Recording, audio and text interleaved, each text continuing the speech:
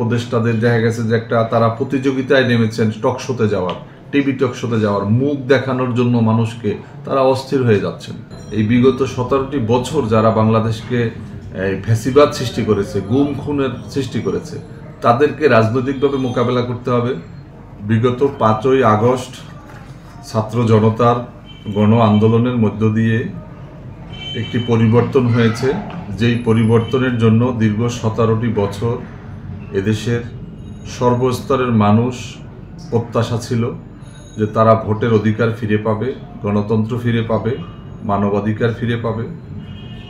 তো আমরা বিগত 17টি বছর কিন্তু গণতান্ত্রিক আন্দোলন আমরা করে আসছি। বিএনপির নেতৃত্বে Bangladesh labour party, Jamaat Islami, BNP সহ আমরা সবাই কাজ করে আসছি।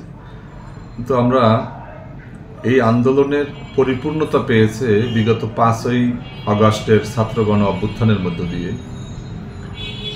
বাংলাদেশের কোটা বিরোধী আন্দোলনের একটা সমঝোতা হয়ে গিয়েছিল যে শেখ হাসিনা পার্লামেন্টে বলেছিলেন যে কোনো কোটা থাকবে না, কিন্তু পরে আমরা দেখলাম যে আদালতের মাধ্যমে এই কোটা ইস্যুটা আবার নতুন করে সৃষ্টি হয়েছে।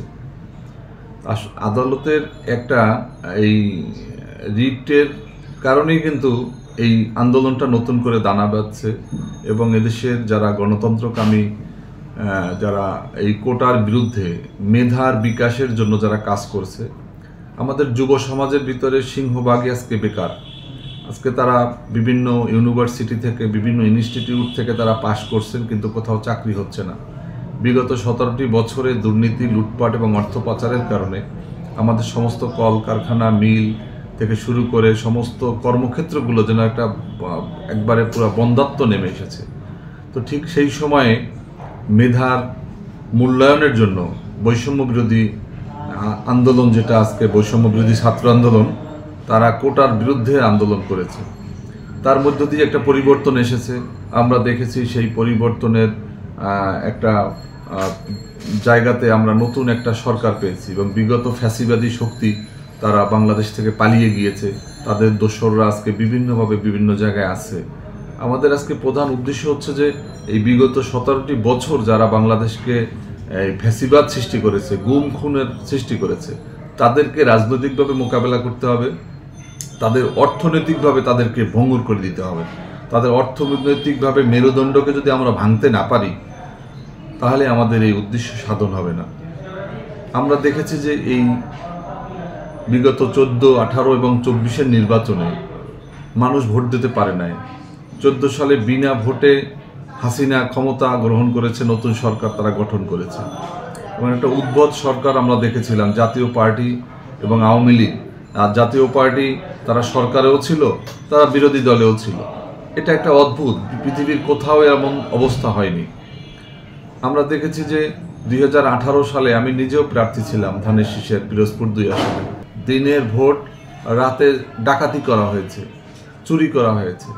তো আমরা এর মধ্য দিয়ে যে পরিবর্তন আসছে, আমরা এখানে ছাত্রদেরকে সামনে রেখেই কিন্তু আন্দোলনটা আমরা করেছি। বিগত 5ই আগস্টের যেই গণ অভ্যুত্থান, এটা একদিনে হয়নি। এই আন্দোলনের পিছনে দীর্ঘ 17টি বছরের গুম খুন, হামলা মামলা, নির্যাতন, নিপীড়নের ইতিহাস। আমাদের লেবার পার্টির মহানগর নেতা আউয়াল মিয়া, ছাত্র মিশনের সদস্য নাইম হাওলাদার, তাদের আত্মত্যাগের মধ্য দিয়েই কিন্তু 5 তারিখের এই আমরা নতুন সূর্যোদয় ঘটিয়েছি। কিন্তু আমরা দেখেছি যে এই পরিবর্তনের পরে যারা দায়িত্বে আসছেন, যারা ক্ষমতায় গিয়েছেন, তাদের ভিতরে ফ্যাসিবাদের প্রেতাত্মাদেরকে আমরা দেখতে পাচ্ছি। ডক্টর মোহাম্মদ ইউনূস, তিনি আসলে একজন ভাগ্যবান ব্যক্তি এবং এই পরিবর্তনে অন্যান্যদের মতো তিনিও কিন্তু অনেক জায়গা থেকে কিন্তু তিনিও যথেষ্ট, তিনি যদি 5 তারিখে যদি গণ অভ্যুত্থান না হতো, তাহলে কিন্তু আওয়ামী ফ্যাসিবাদী শক্তি তাকে কিন্তু 666 কোটি টাকা তাকে কিন্তু জরিমানা করছিল, তাকে কারাদণ্ড দেওয়ার মতো অবস্থা করেছে, তাকে জেলে যেতে হতো।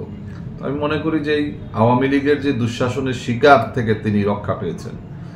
এখন যারা উপদেষ্টা পরিষদে আছেন, তারা ঠিকমতো তাদের যে কার্যক্রম, এটা হওয়া উচিত ছিল যে তারা একটা নিয়ম মাফিক, রুটিন মাফিক তারা কাজ করবে এবং একটা নির্বাচনের পরিবেশ সৃষ্টি করবে এবং একটা সুষ্ঠু গ্রহণযোগ্যতা নির্বাচনের জন্য তারা কাজ করে যাবে।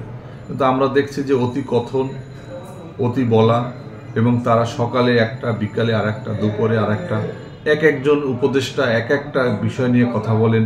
যেই উপদেষ্টা নির্বাচন নিয়ে কথা বলা দরকার না সেই উপদেষ্টা নির্বাচন নিয়ে কথা বলেন। যেই উপদেষ্টাদের দেখা গেছে যে একটা তারা প্রতিযোগিতায় নেমেছেন টক শোতে যাওয়ার, টিভি টক শোতে যাওয়ার, মুখ দেখানোর জন্য মানুষকে, তারা অস্থির হয়ে যাচ্ছেন। তো এরপরে যারা এই আজকে আন্দোলনের থেকে সম্মুখ সারিতে যারা ছিলেন ছাত্রদের, তারা উপদেষ্টা হয়েছেন, তারা অনেকটা ভালো করেছেন।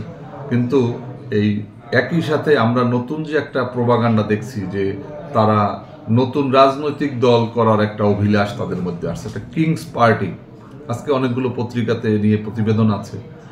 আমরা আসলে রাষ্ট্রের তত্ত্বাবধানে আজকে যারা অন্তর্বর্তীকালীন সরকার, যারা একটা সুষ্ঠু নির্বাচন এবং একটা আমাদের গণতান্ত্রিক প্রক্রিয়া ফিরিয়ে দেওয়ার জন্য দায়িত্ব নিয়েছেন, ওথ নিয়েছেন, শপথ করেছেন, সংবিধানকে সমুন্নত রাখার কথা বলেছেন, তারা আজকে ক্ষমতা গ্রহণের পরে তারা এখন নতুন রাজনৈতিক দল করার জন্য যে অভিলাষ, এটা জনগণ মেনে নেবে না।